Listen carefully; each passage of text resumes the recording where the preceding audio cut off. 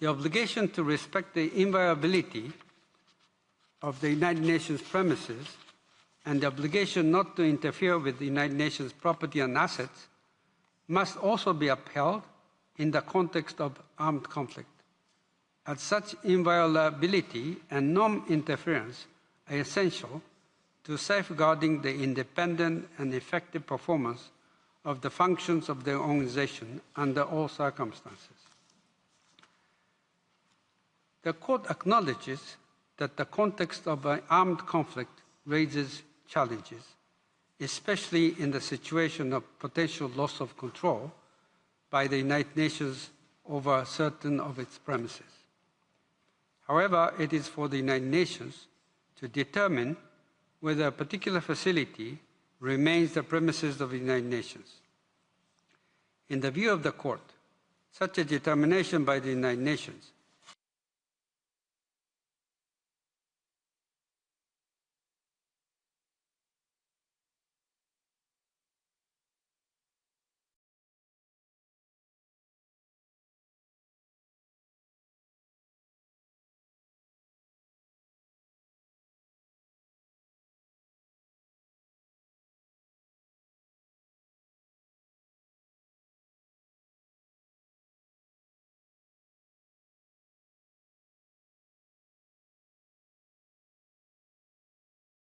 of the present advisory opinion, the term United Nations personnel refers to its officials as well as its experts on mission. In and in relation to occupied Palestinian territory, Israel must respect the independence of United Nations personnel and the privileges and immunities necessary for the exercise of their functions. The Court considers that United Nations personnel are entitled to the privileges and immunities provided by Article 105 of the Charter and Articles 5 to 7 of the General Convention for all acts performed by them in their official capacity. It is for the Secretary General to determine whether a particular official or expert on mission is entitled to the privileges and immunities provided, and to assess whether that person acted within the scope of the person's functions. In the view of the Court, the Secretary General's determination of the scope of the official functions of the officials or experts in question creates a presumption that can only be set aside for the most compelling reasons and is to be given the greatest weight by states. In light of the foregoing, Israel is prohibited from taking actions contrary to its obligations under Articles 5 and 6 of the General Convention against United Nations officials and experts on missions operating in and in relation to the occupied Palestinian territory. In addition, Israel has obligations under the General Convention with respect to the free movement of United Nations personnel in and in relation to the occupied Palestinian territory so that they can carry out their mandated activities. The Court notes that in the context of the occupied Palestinian territory, the United Nations and its entities operating on the ground rely extensively on the contribution of local personnel. In this regard, the Court emphasizes that the free movement of local United Nations personnel for the performance of their official functions must also be respected by Israel. In concluding its analysis of the privileges and immunities of the United Nations, the Court notes that the United Nations has a responsibility to prevent and address abuses of the privileges and immunities of the organization and its personnel. The legal framework governing the privileges and immunities of the United Nations is not impervious to the legitimate concerns of members over such abuses. The privileges and immunities accorded to the United Nations and its personnel cannot be used as a shield for activities that are against the purposes and principles of the organization or are outside the functions of its personnel. Nonetheless, any concern of alleged abuse raised by a member regarding the United Nations or its personnel must be addressed within the existing legal framework for the settlement of differences.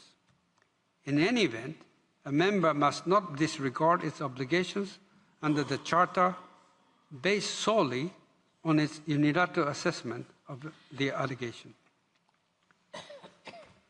On the basis of the material before it, the Court notes that in response to the allegations concerning actions by UNRWA personnel, the United Nations took immediate action, launching 2 separate investigations, an internal one conducted by OIOS and an external one led by a group of independent experts.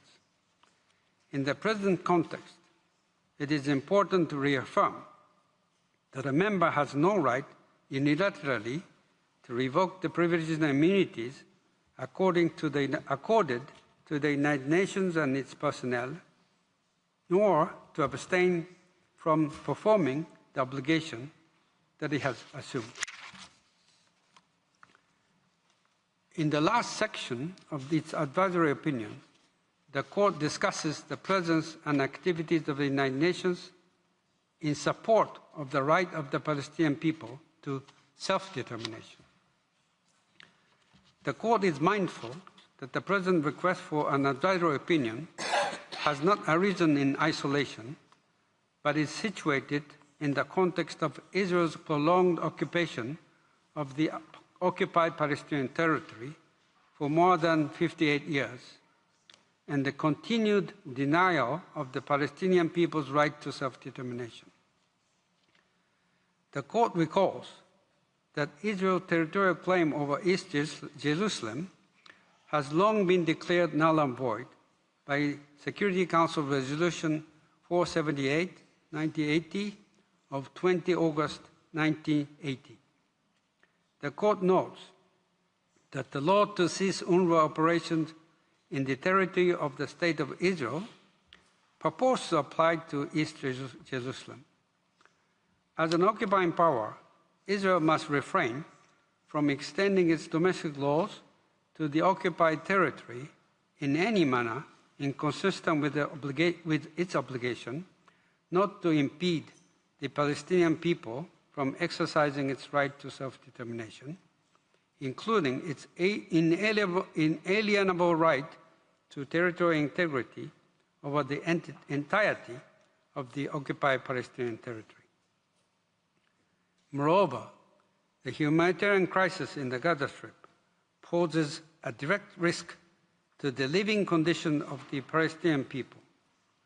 The deprivation of the people of its essential means of subsistence threaten the fundamental conditions that are indispensable for the people to exercise its right to self-determination.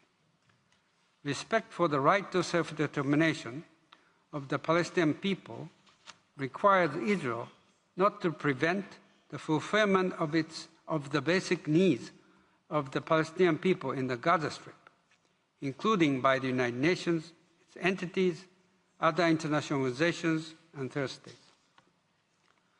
Lastly, UNRWA's unique mandate relates to the core aspect of the right of the Palestinian people to self-determination. The missions undertaken by UNRWA in the areas of direct relief, humanitarian and development assistance, through its programs covering education and training, healthcare, direct relief, and development services, are a manifestation of the organization's commitment to its responsibility with respect to the right of the Palestinian people to self-determination. Moreover, as noted earlier, since October 2023, UNRWA has remained the principal means and the backbone of all humanitarian response in the Gaza Strip, serving Palestinian refugees and civilians in urgent need of saving humanitarian assistance. In this connection, Israel is under an obligation not to impede the operation of the United Nations entities, other international organizations, and third states, and to cooperate in good faith with the United Nations to ensure respect for the right of the Palestinian people to self-determination. The Court reiterates that ultimately, the realization of the right of the Palestinian people to self-determination, including its right to an independent and sovereign state, living side by side in peace with the State of Israel, within secure and recognized borders for both states, as envisaged in resolution of the Security Council and General Assembly, would contribute to regional stability and the security of all states in the Middle East.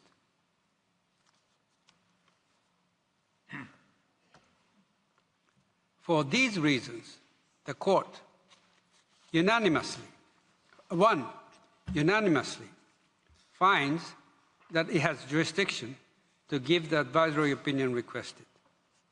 2, unanimously decides to comply with the request for an advisory opinion. 3, is of the opinion that the State of Israel, as an occupying power, is required to fulfill its obligations under international humanitarian law. These obligations include the following. A, unanimously, to ensure that the population of the occupied Palestinian territory has the essential supplies of daily life, including food, water, clothing, bedding, shelter, fuel, medical supplies, and services. B, by 10 votes to 1, to agree to and facilitate, by all means at its disposal, relief schemes on behalf of the population of the occupied Palestinian territory, so long as that population is inadequately supplied, as has been the case in the Gaza Strip, including relief provided by the United Nations and its entities, in particular, the United Nations Relief and Works Agency for Palestine refugees in the Near East, other international organizations and third states, and not to impede such relief. In favor, President Iwasawa, Judges Tomka, Abraham, Shue, Nolte, Charlesworth, Brandt, Gomez-Robledo, Cleveland, Tladi. Against, Vice President Sebutinde. C, unanimously, to respect and protect all relief and medical personnel and facilities. D, unanimously, to respect the prohibition on forcible transfer and deportation in the occupied Palestinian territory. E, unanimously, to respect the right of protected persons from the occupied Palestinian territory who are detained by the State of Israel to be visited by the International Committee of the Red Cross. And F, unanimously, to respect the prohibition on the use of starvation of civilians as a method of warfare. 4, by 10 votes to 1, is of the opinion that, as an occupying power, the State of Israel has an obligation under international human rights law to respect, protect, and fulfill the human rights of the population of the occupied Palestinian territory, including through the presence and activities of the United Nations, other international organizations, and third states in and in relation to the occupied Palestinian territory. In favor, President Iwasawa, Judges Tomka, Abraham, Shue, Nolte, Charlesworth, Brandt, Gomez-Robledo, Cleveland, Tladi. Against, Vice President Sebutinde. 5, by 10 votes to 1, is of the opinion that the State of Israel has an obligation to cooperate in good faith with the United Nations by providing every assistance in any action it takes in accordance with the Charter of the United Nations, including the United Nations Relief and Works Agency for Palestine refugees in the Near East, in and in relation to the occupied Palestinian territory. In favor, President Iwasawa, Judges Tomka, Abraham, Shue, Nolte, Charlesworth, Brandt, Gomez-Robledo, Cleveland, Tradi. Against, Vice President Sabatinde. 6, by 10 votes to 1, is of the opinion that the State of Israel has an obligation under Article 105 of the Charter of the United Nations to ensure full respect for the privileges and immunities accorded to the United Nations, including its agencies and bodies and its officials, in and in relation to the occupied Palestinian territory. In favor, President Iwasawa, Judges Tomka, Abraham, Shue, Nolte, Charlesworth, Brandt, Gomez-Robledo, Cleveland, Tradi. Against, Vice President Sabatinde. 7, by 10 votes to 1, is of the opinion that the State of Israel has an obligation under Article 2 of the Convention on the Privileges and Immunities of the United Nations to ensure full respect for the inviolability of the premises of the United Nations, including those of the United Nations Relief and Works Agency for Palestine refugees in the Near East, and for the immunity of the property and assets of the organization from any form of interference.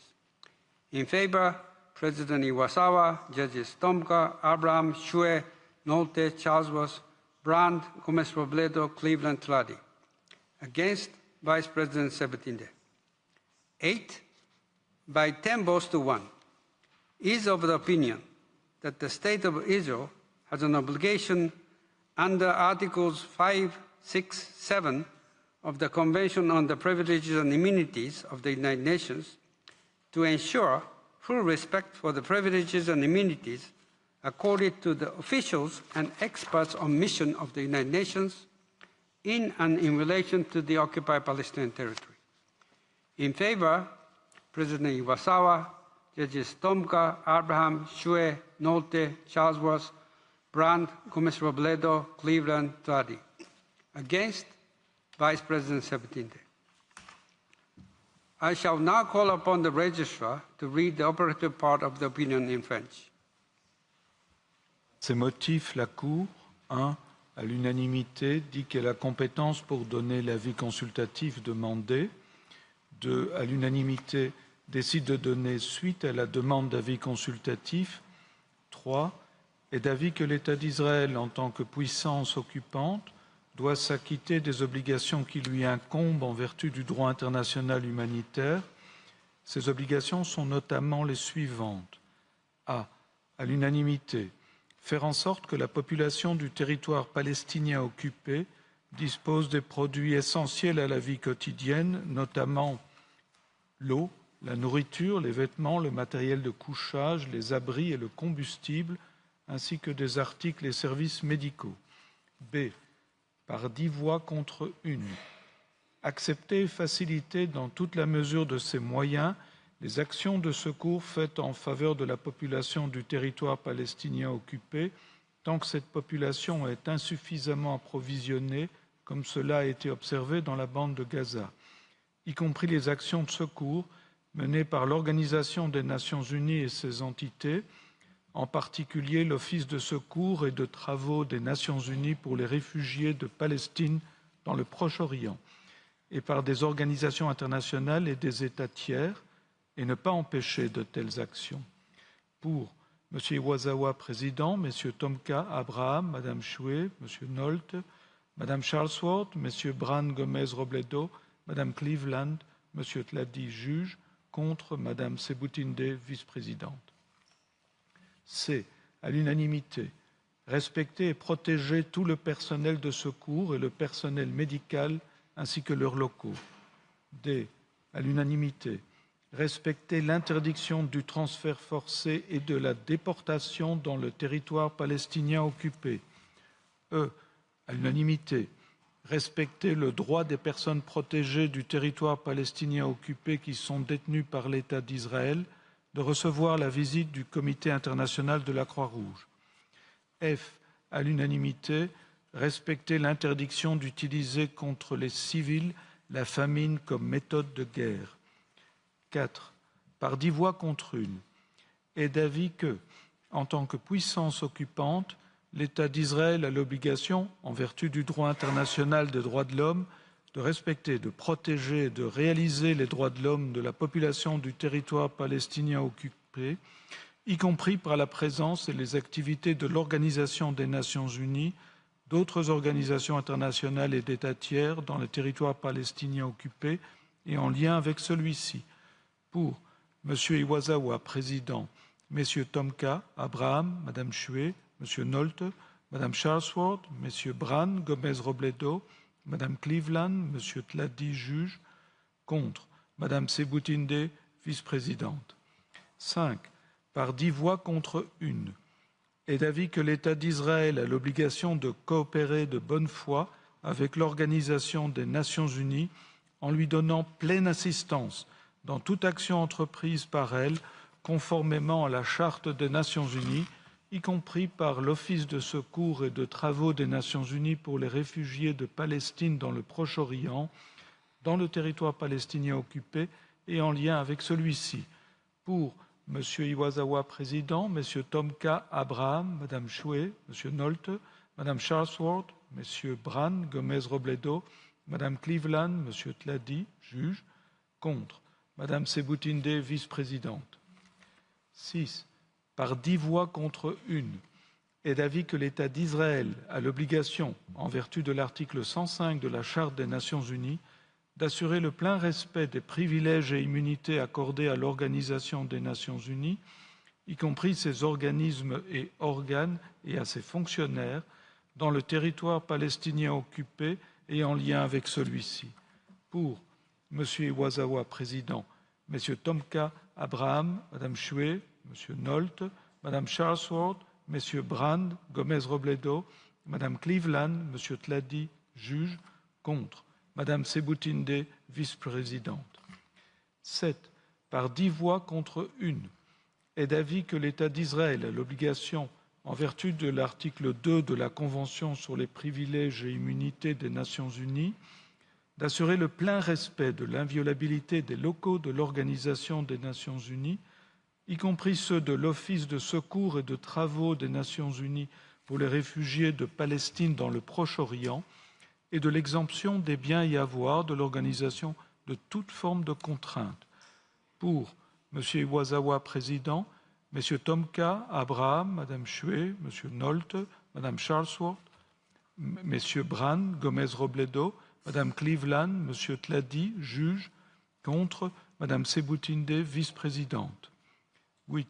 Par 10 voix contre 1, est d'avis que l'État d'Israël a l'obligation, en vertu des articles 5, 6 et 7 de la Convention sur les privilèges et immunités des Nations Unies, d'assurer le plein respect des privilèges et immunités accordés aux fonctionnaires de l'Organisation des Nations Unies et aux experts en mission pour l'organisation dans le territoire palestinien occupé et en lien avec celui-ci. Pour M. Iwasawa, président, M. Tomka, Abraham, Mme Choué, M. Nolte, Mme Charlesworth, M. Brand, Gomez-Robledo, Mme Cleveland, M. Tladi, juge, contre Mme Sebutinde, vice-présidente. Vice President Sebutinde appends a separate opinion to the advisory opinion of the Court. Judges Abraham and Cleveland appends a joint declaration to the advisory opinion of the Court. Judge Choué appends a separate opinion to the advisory opinion of the Court. Judge Charlesworth appends a declaration to the advisory opinion of the Court. Judge Brandt appends a separate opinion to the advisory opinion of the Court. Judge Gomez-Robledo appends a partially dissenting opinion to the advisory opinion of the Court. Judges Cleveland and Tladi append declaration to the advisory opinion of the Court.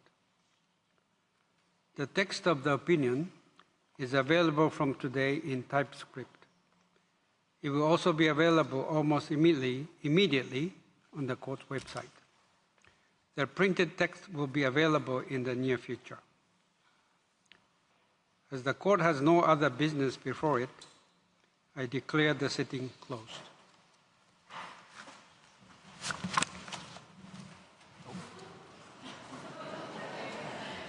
What's that?